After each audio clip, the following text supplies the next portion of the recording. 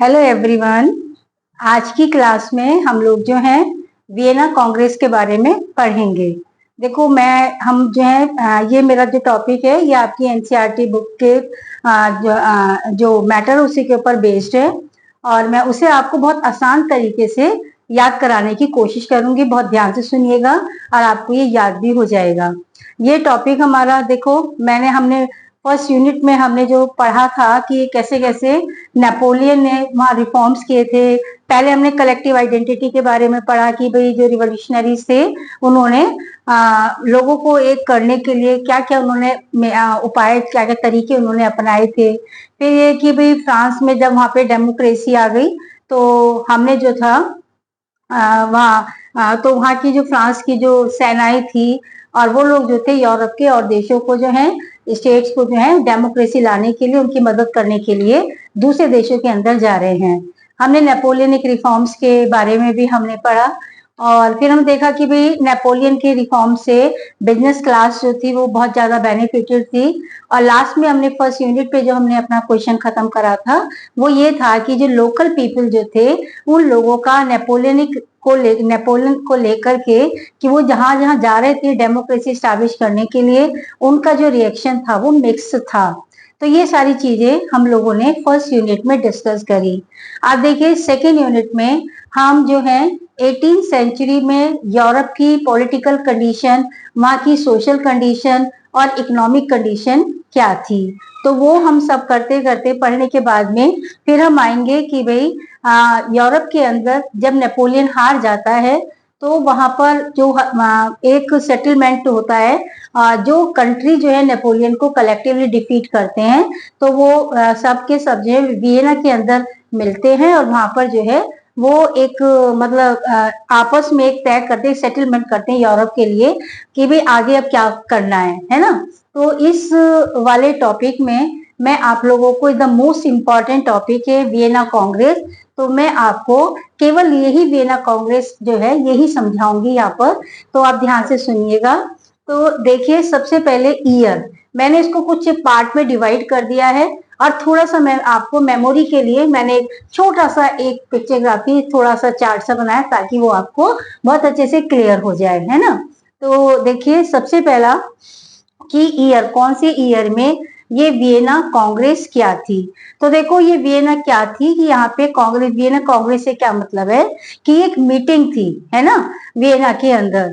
तो ये कब हुई थी, ये हुई थी 1815 में। हम याद रखेंगे 1815 में यूरोप के अंदर एक बहुत ही इंपॉर्टेंट घटना जो है वो घटित हुई थी, इवेंट जो है वो हुई थी और वो क्या थी, वो थी नेपोलियन की हार। ठीक है, तो 1815 में जब नेपोलियन हार जाता है तो देखो उसको किसने हराया, Britain, Prussia, Russia and Austria. अब यहाँ पर आप लोग जो हैं इन चारों कंट्रीज का नाम जो है अच्छे तरीके से याद रखेंगे।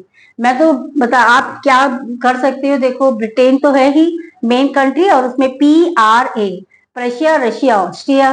तो ये जो चार कंट्री थे तो इन्होंने collectively they defeated the Napoleon, सबने मिलकर के नेपोलियन को हराया था 1815 में। तो इसलिए ये सब के सब जो है ये मेट एट वियना और ये वियना में मिलते हैं।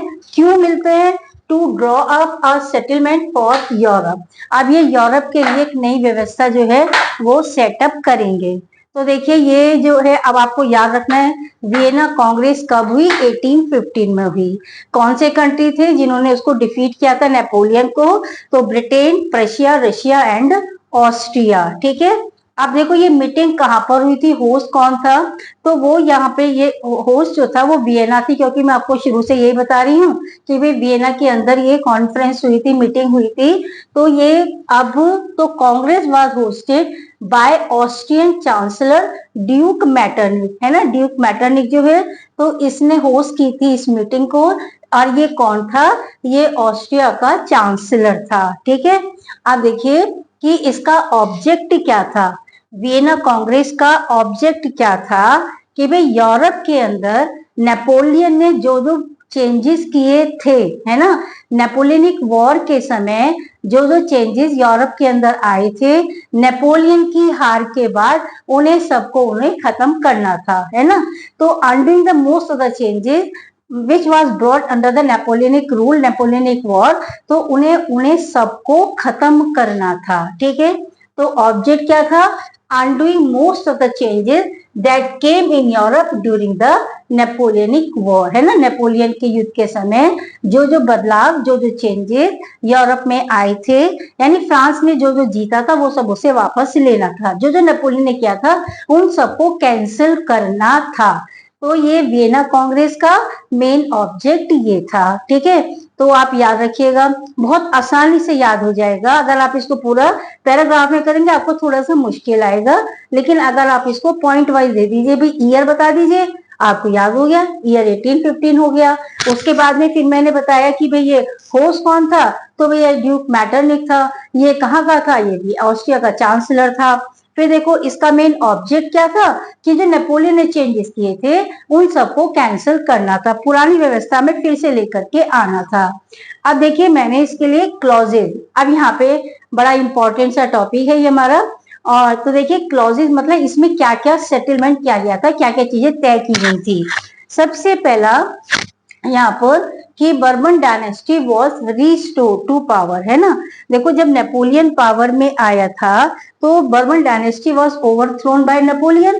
तो अब नेपोलियन जी हार गए हैं, नेपोलियन हार गया है, तो दोबारा से अब ये सब कंजर्वेटिव मिलते हैं और इन्होंने दोबारा से फ्रांस के अंदर जो है बर्बन डायनेस्टी को फिर से वो पावर में ले आए थे। पहली बार बर्बन डायनेस्टी को उन्होंने दोबारा से रिसेटल किया था। उसके बाद देखिए सेकंड क्या है कि France lost the territories it had annexed under Napoleon, कि भाई नेपोलियन के टाइम में फ्रांस ने जिन जिन एरियाज को जीता था, फ्रांस में मिलाया था, वो सब वापस फ्रांस से ले लेना था, ठीक है। तो अब देखिए इन्होंने क्या क्या फ्रांस से छीना यहाँ पर कि a series of state setup on the boundaries of France to prevent French expansion, कि भाई फ्रांस की सीमाओं पर उन्होंने इंडिपेंडेंट स्टेट जो है वो क्रिएट किए ताकि इन फ्यूचर फ्रांस जो है अपना एक्सपेंशन ना कर सके, ठीक है। तो देखिए अब इन्होंने क्या क्या किया, वो इंडिपेंडेंट स्टेट्स क्या थे। नंबर 1 देखो नॉर्थ में इन्होंने क्या किया कि नॉर्थ में नीदरलैंड को इंक्लूडेड बेल्जियम, नीदरलैंड को बेल्जियम दे दिया। Geneva was added to Piedmont in south, है ना, और साउथ में उन्होंने पीडमोंट को जेनेवा दे दिया। इसके बाद देखो प्रशिया को उन्होंने was given A portion of Saxony का कुछ पोर्शन जो था ये प्रशिया को दे दिया। और ऑस्ट्रिया को उन्होंने कंट्रोल ऑफ नॉर्दर्न इटली, कि नॉर्दर्न इटली जो है वो ऑस्ट्रिया के अंडर में रहेगा, है ना। तो इस तरीके से उन्होंने इंडिपेंडेंट स्टेट जो है फ्रांस की बाउंड्री पे क्रिएट कर दिए हैं ताकि फ्रांस फ्यूचर में अपना एक्सपेंशन ना कर सके, ठीक है। देखो अब ये सारी क्लॉज किसको क्या दिया, कहां से दिया, मैंने छोटा सा ये आपके लिए बनाया है, ठीक है। इसका मैप से कोई लेना देना नहीं है, मेरा पर्पस केवल आपको याद कराना है ताकि आपको याद अच्छे से याद हो जाए कि कौन सी बाउंड्री पर उसके कौन सा स्टेट था। तो देखो मैंने आपको बताया कि फ्रांस का ये फ्रांस को हमने मेन सेंटर मान लिया, है ना। तो देखो फ्रांस के नॉर्थ में क्या है, नीदरलैंड, ठीक है। नीदरलैंड में को क्या दे दिया उन्होंने, बेल्जियम, ठीक है। तो ये नीदरलैंड बेल्जियम में चला गया, ठीक है। उसके बाद में देखो ईस्ट में, फ्रांस के ईस्ट में रशिया, तो रशिया को उन्होंने क्या दे दिया, पोलैंड दे दिया। पोलैंड को, पोलैंड जो है अब वो रशिया के अंडर में आ गया। इधर देखो फ्रांस के साउथ में क्या है, पीडमोंट है ना। तो इन्होंने क्या किया, पीडमोंट को जो है वो जेनेवा दे दिया, ठीक है। इधर देखिए ये अब इधर हम वेस्ट में देखें तो ये प्रशिया है, प्रशिया को उन्होंने कुछ हिस्सा जो सैक्सनी का दे दिया। आप अपनी कॉपी पे याद करोगे, बहुत आसानी से याद हो जाएगा। प्लस का साइन बनाइए, सेंटर में फ्रांस को रखिए, नॉर्थ साउथ में किस किस को क्या दिया, बिल्कुल क्लियर हो जाएगा, ठीक है। तो देखिए मेन पॉइंट इसमें आपको यही याद करने वाला है, ठीक है। उसके बाद देखिए अब इसकी मेन इंटेंशन क्या थी, लेकिन उन्होंने एक काम, हाँ बीच में एक बात और है कि इन्होंने जो था जर्मन कॉन्फेडरेशन ऑफ 39 स्टेट्स, है ना, जर्मनी जो था उस टाइम पर 39 छोटे छोटे टुकड़ों में डिवाइडेड था, 39 राज्यों का वो एक स्टेट था, तो उसको उन्होंने बिल्कुल नहीं छेड़ा था, है ना, it left untouch. 39 state of German confederation जो थे वे लेफ्ट अनटच, उसको उन्होंने बिल्कुल कुछ नहीं छेड़ा, किसी को नहीं दिया, उसको उन्होंने स्टेटस क्यू जैसी स्थिति थी उसकी वैसी ही बनी रहने दी थी, ठीक है। उसके बाद देखिए मेन इंटेंशन क्या थी कि यहाँ पर उनकी वॉज टू रिस्टोर मोनार्की, ये सब कंजर्वेटिव और ये लोग फिर से फ्रांस के अंदर, यूरोप के अंदर मोनार्की को इस्टेब्लिश करना चाहते थे। तो देखिए ये था आपका बड़ा ही इंपॉर्टेंट टॉपिक था वियना कांग्रेस। एक सेकंड में फिर से मैं आप लोगों को फिर से समराइज करा देती हूँ और आप मेरे साथ साथ सुनो बहुत ध्यान से, आपको एकदम 5 मिनट में याद होगा क्वेश्चन हमारा। तो देखो ईयर हमने आपको क्या बताया 1815, हमने कंट्रीज आपको कौन सी बताए, ब्रिटेन, ऑस्ट्रिया, प्रशिया और रशिया, ठीक है। हमने आपको कहाँ पे मीटिंग की होस्ट कौन था, हमने बताया आपको ऑस्ट्रिया का चांसलर है और ड्यूक मैटरनिक है, ठीक है। हमने कहा कि भी मेन इंटेंशन क्या थी, मोनार्की को दोबारा से रिस्टोर करना था, नेपोलियन के द्वारा लाए गए चेंजेस को कैंसिल करना था। क्या क्या किया, 4 डायरेक्शन में, चारों में, नॉर्थ में आप ध्यान रखेंगे कि भी नॉर्थ के अंदर नीदरलैंड है तो नीदरलैंड को बेल्जियम, साउथ के अंदर पीडमॉन्ट है तो पीडमॉन्ट को जेनेवा, ईस्ट में रशिया है तो रशिया को पोलैंड, और भैया वेस्ट में प्रशिया है तो प्रशिया को सेक्सनी। बस हो गया क्वेश्चन हमारा कंप्लीट, ठीक है। तो देखिए आप अच्छे से, ये बड़ा इंपॉर्टेंट क्वेश्चन है और मुझे लगता है आपको ये समझ में आ गया होगा।